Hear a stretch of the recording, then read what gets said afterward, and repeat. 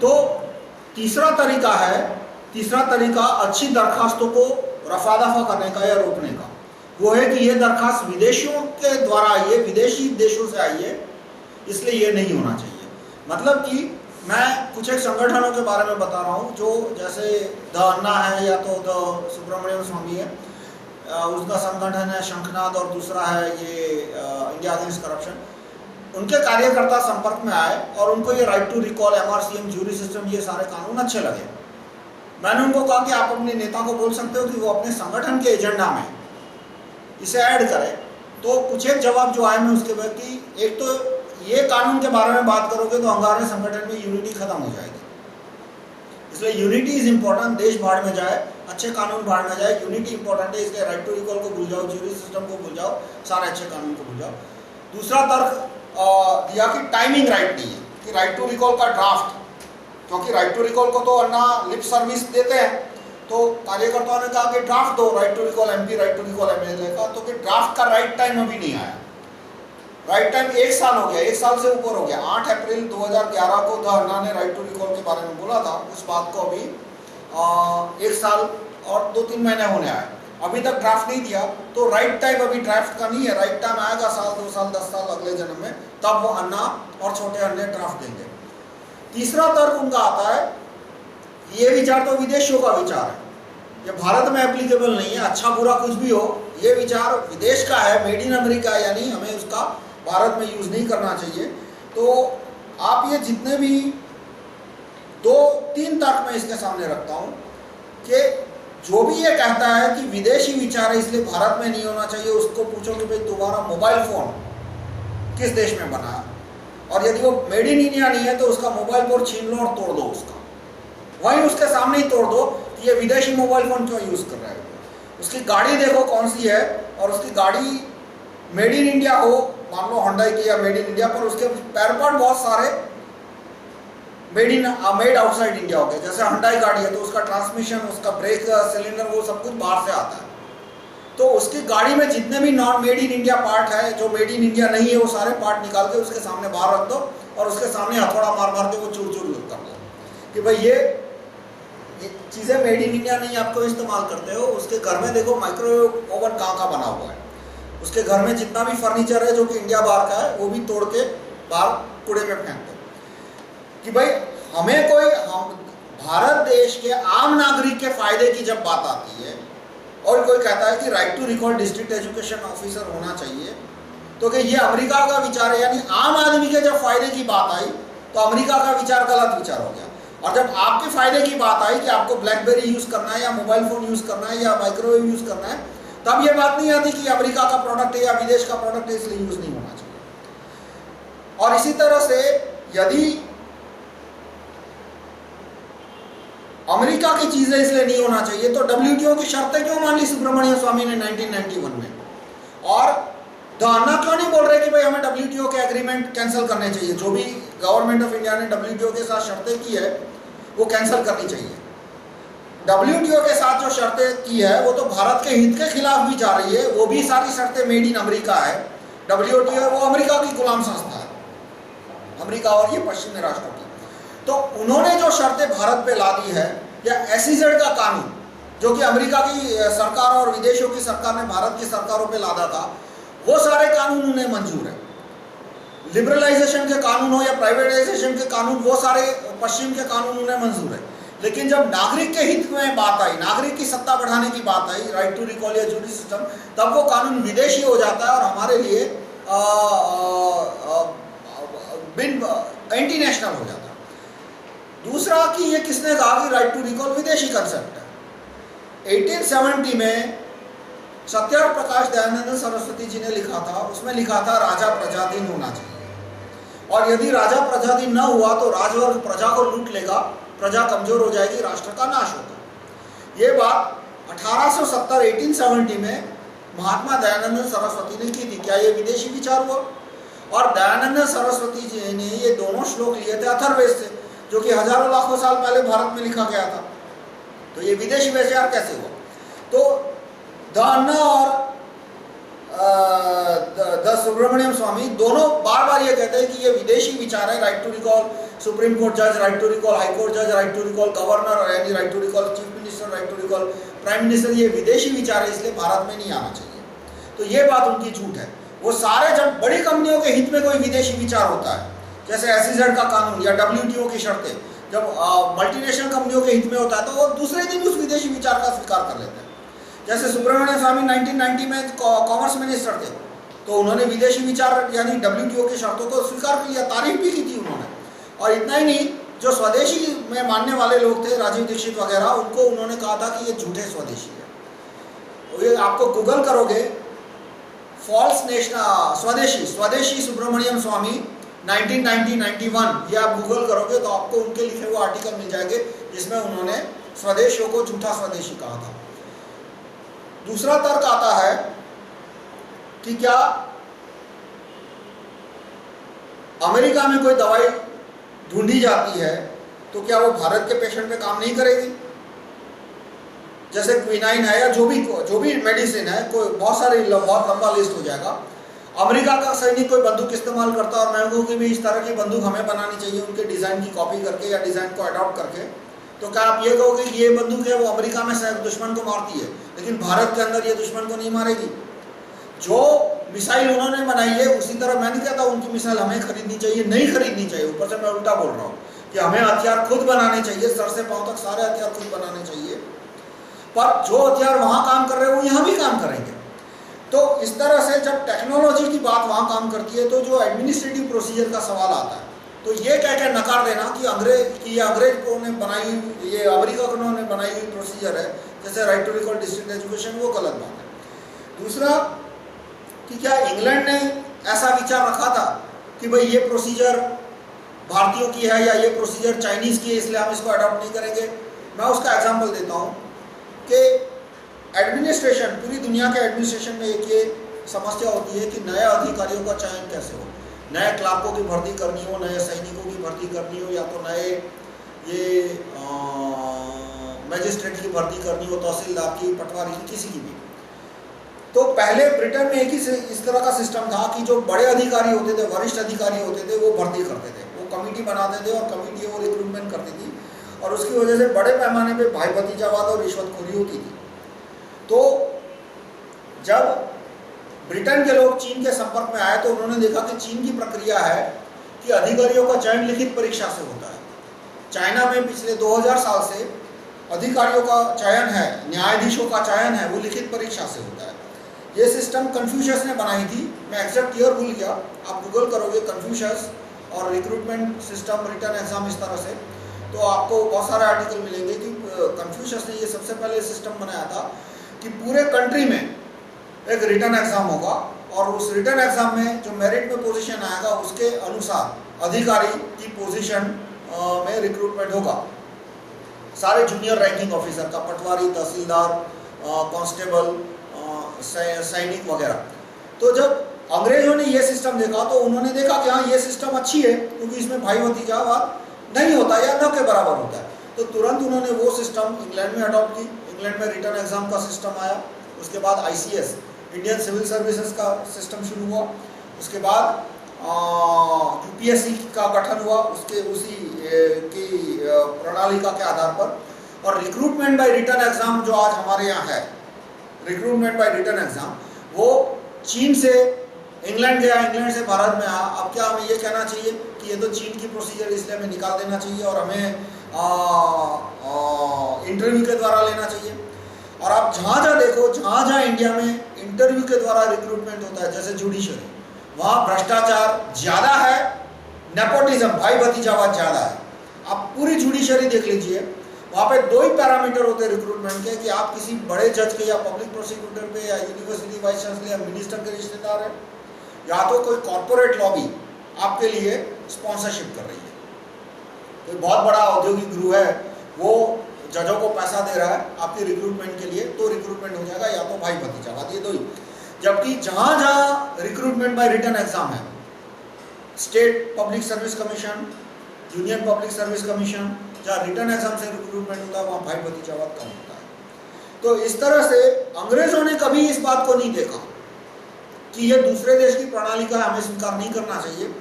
दूसरे देश की चीज़ अच्छी लगती है, उनके देखते हैं कि इसमें हमारा फायदा है तो तुरंत स्वीकार कर लेते हैं।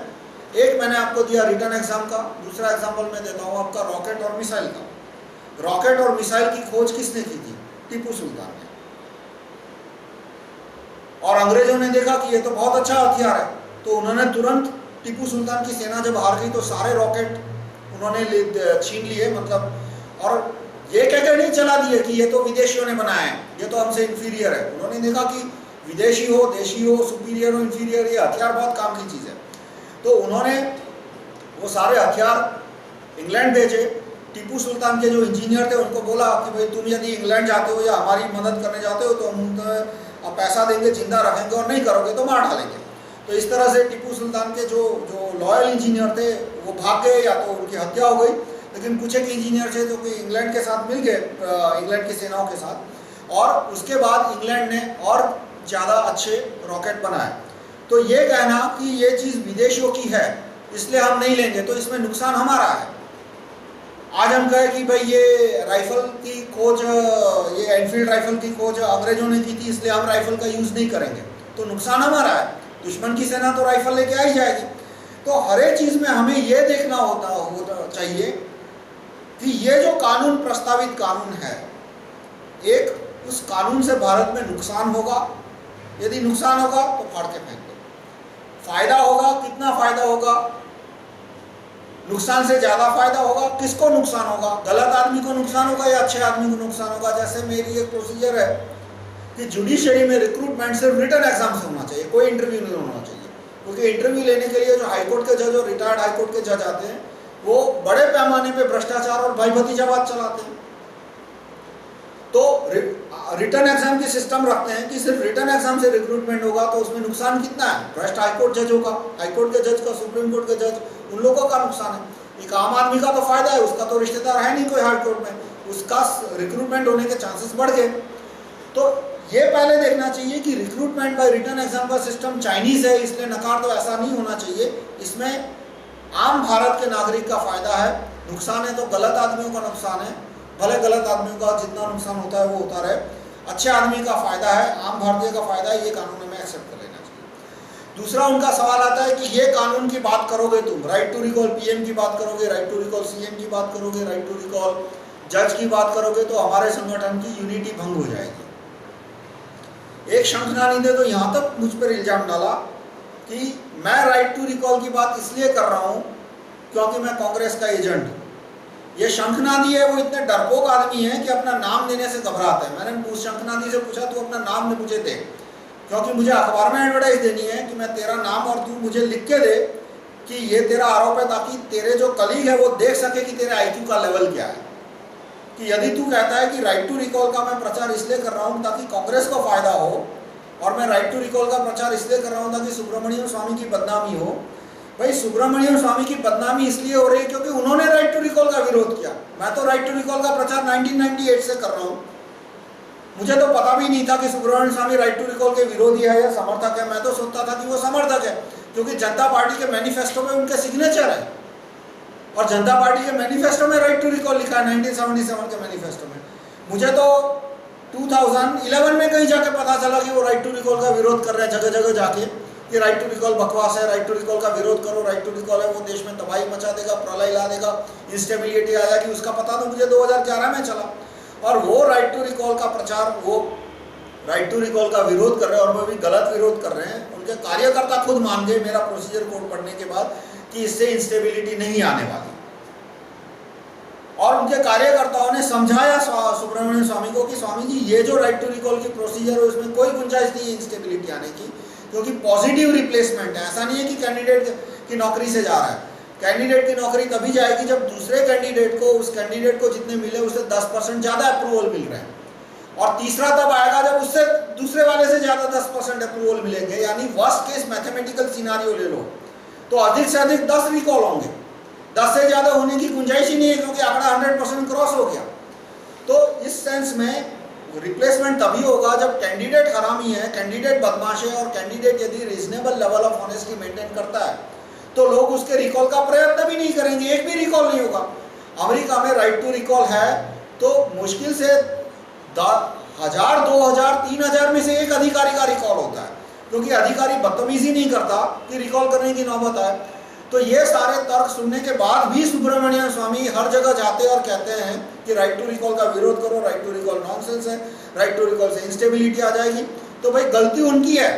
और यदि आप कहते हो कि मैं कांग्रेस का एजेंट हूँ इसलिए राइट टू रिकॉल का प्रचार कर रहा हूँ, तो मैं आपसे ये रिक्वेस्ट करता हूँ कि आप अपना रियल प्रोफाइल, कोई शंख का फोटो या किसी लड़की का फोटो, ऐसा फेक प्रोफाइल नहीं, आप रियल प्रोफाइल रखो अपना, और रियल प्रोफाइल के नीचे कमेंट डालो और मुझे लिख के दो कि राइट टू रिकॉल का प्रचार इसलिए हो रहा है क्योंकि मैं कांग्रेस का एजेंट हूँ, या तो कांग्रेस को फायदा पहुंचाने के लिए राइट टू रिकॉल का प्रचार होना चाहता है, तो मैं आपके फोटो के साथ अखबार में अपने पैसे से एडवर्टाइज दूंगा ताकि आपका इंटेलेक्चुअल लेवल पता चले। और हो सके तो सुब्रमण्यम स्वामी के पास भी ये बात लिखवा दो कि राइट टू रिकॉल का प्रचार इसलिए हो रहा है क्योंकि कांग्रेस का फायदा है इसमें, ताकि उनका भी इंटेलेक्चुअल लेवल दुनिया को पता चले, कार्यकर्ताओं को पता चले कि ये कितना बड़ा बकवास कर रहे हैं के बाद एक। अब तो ये सारे तरीके होते हैं कार्यकर्ताओं को गुमराह करने के, कि यूनिटी भंग हो जाएगी, टाइमिंग राइट नहीं है और ये विदेश का विचार है। ये 3 तरीके होते हैं कार्यकर्ता को गुमराह करने का।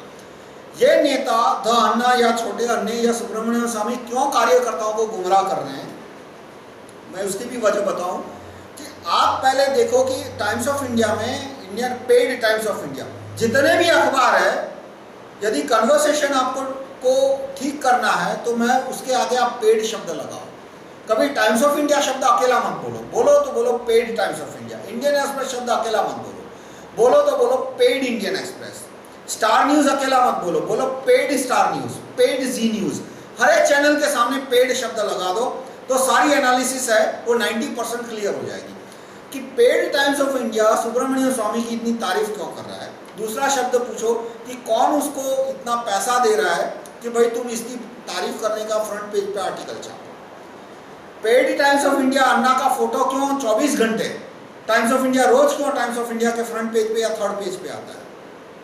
मतलब जब अनशन चल रहा था तब, अब थोड़ा नहीं आ रहा, फिर से आएगा। जब वो अनशन शुरू करेंगे फिर से टाइम्स ऑफ इंडिया में रोज अन्ना का, पेड टाइम्स ऑफ इंडिया में, sorry, paid Times of India में फिर से अन्ना का फोटो फ्रंट पेज पे आना शुरू हो जाएगा। Paid Indian express, paid Indian express की मैं आपको बात कहूँ कि 4 जून को जब चिदम्बरम और मनमोहन सिंह ने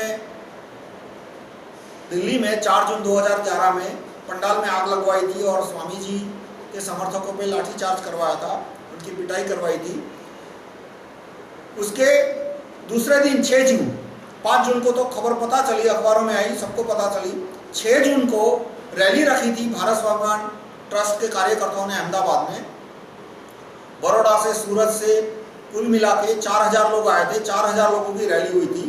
पेड इंडियन एक्सप्रेस और अन्य अखबारों में एक लाइन नहीं छपी और अन्ना के 10-15 कार्यकर्ता बैठे थे एक जगह पे मंच लगा के, तो क्लोजअप फोटो ली, क्योंकि यदि दूर की फोटो लेते तो साफ दिख जाता कि 20 लोग भी नहीं है वहाँ पे, इसलिए क्लोजअप फोटो ली और 5-6 लोग थे और अन्ना का फोटो लेके रहते। वो पेड टाइम्स ऑफ इंडिया ने फ्रंट पेज पे नहीं पर बीच के पेज पे छापी और काफ़ी बड़ी फोटो थी, 3 कॉलम वाइड और 10-20 सेंटीमीटर बड़ी। वो क्यों? क्योंकि कौन सी लॉबियां उन्हें पैसा दे रही थी कि स्वामी रामदेव जी को तोड़ रहा है और सुब्रमण्यम स्वामी, द अन्ना, इन लोगों को ऊपर लाना है। तो वो लॉबियां नहीं चाहती कि भारत में राइट टू रिकॉल का कानून आए। कौन सी लॉबियां? मल्टीनेशनल कंपनियां और मिशनरी आएंगे। मिशनरियों को भी राइट टू रिकॉल का कानून अच्छा नहीं लगता, क्योंकि मिशनरी है वो एक के बाद एक मंदिर हथियार है। गुजरात में ये समस्या नहीं आई, इसलिए गुजरात के लोगों को तो मैं बोलता हूँ कि भाई ये मंदिर है वो गवर्नमेंट ने टेक ओवर कर लिया, तमिलनाडु का या आंध्र प्रदेश का। आंध्र प्रदेश में ये बड़े पैमाने पर हो रहा है कि एक के बाद एक सारे मंदिर है वो गवर्नमेंट टेक ओवर कर रही है और गवर्नमेंट, वो जो पैसा आता है दान का हिंदू मंदिरों में, वो पैसा गवर्नमेंट में जो अफसर है वो मिशनरियों को दे देते हैं और मिशनरी उस पैसे से कृष्ण ईसाई धर्म फैलाते हैं। तो ये समस्या आ रही है। तो इसमें मिशनरियों को बहुत सारे गवर्नमेंट अफसरों को रिश्वत देनी पड़ रही है और कुछ गवर्नमेंट ऑफिसर नहीं मानते, टांग अड़ा देते हैं, पत्थर फेंक देते हैं, तो वो काम उनका रुक जाता है। इसलिए मिशनरियों को जन लोकपाल सिस्टम चाहिए with no right to recall, ताकि 11 जन लोकपाल को रिश्वत दो, जितने भी कलेक्टर ज़्यादा पैसा मांग रहे हैं या टांग अड़ा रहे हैं सबको नौकरी से निकाल दो, या तो उनके ऊपर करप्शन के गलत शलत केस डाल दो, सब सीधे हो जाएंगे, कोई विरोध नहीं कर पाएगा, एक के बाद एक सारे मंदिर टेक ओवर करेंगे। तो मिशनरियों को राइट टू रिकॉल का कानून अच्छा नहीं लगता और इसलिए ये संगठन के नेता है वो राइट टू रिकॉल का कानून का विरोध कर रहे हैं। वरना कोई भी आदमी जो राष्ट्र का हित चाहता है वो कभी राइट टू रिकॉल के कानून का विरोध करेगा ही नहीं, क्योंकि इसमें राइट टू रिकॉल में ऐसा थोड़ा लिखा है कि राहुल मेहता कहेगा उस अधिकारी को नौकरी से निकाल दो, या राइट टू रिकॉल ग्रुप कहेगा जिस अधिकारी को नौकरी से निकाल दो उसको नौकरी।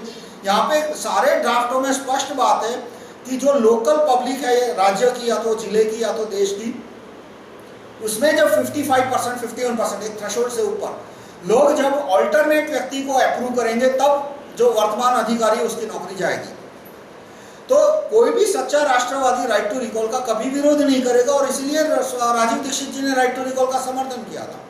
और क्यों स्वामी रामदेव जी ने दीक्षित जी को भारत स्वाभिमान ट्रस्ट में नंबर 2 नंबर 3 की पोजीशन दी थी।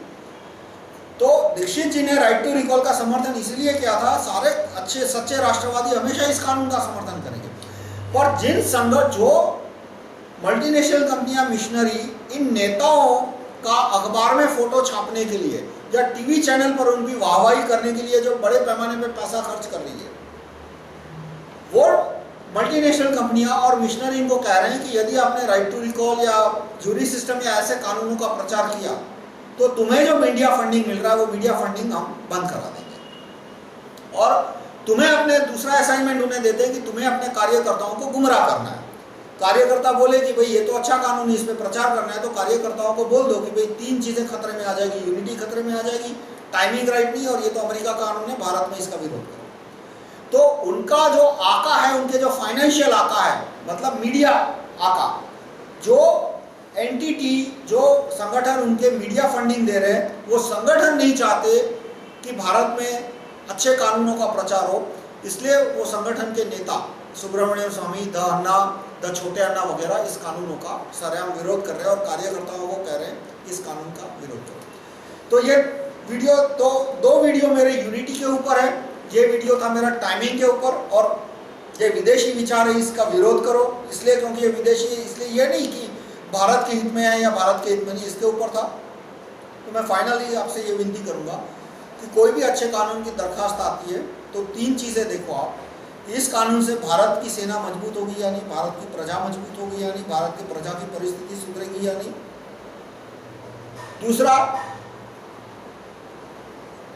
सच्ची बात के लिए, अच्छे कानून के लिए राइट टाइम क्या है, आज और अभी। दुनिया में ऐसा कोई सच नहीं है जिसके लिए राइट टाइम आज और अभी ना हो। दुनिया में ऐसा कोई अच्छा कानून नहीं है, अच्छे कानून की दरखास्त जिसके लिए टाइम आज और अभी ना हो। कब अच्छा कानून लाओगे? तो बांग्लादेशियों को भगाने का कानून आज नहीं आना चाहिए, टाइमिंग राइट नहीं है आज। टाइमिंग कब राइट आएगा? जब 2 करोड़ घुस गए, जब 4 करोड़ और घुस आएंगे, तब राइट टाइमिंग आएगा।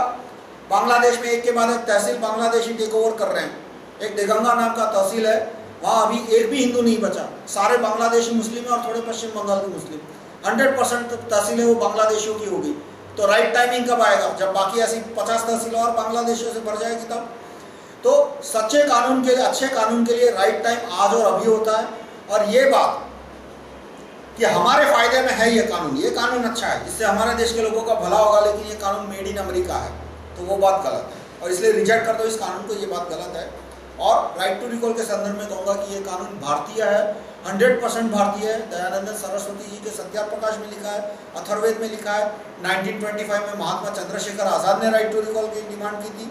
ये कानून 100% भारतीय है और ये तीनों गलत तर्क का हमें विरोध करना चाहिए। धन्यवाद।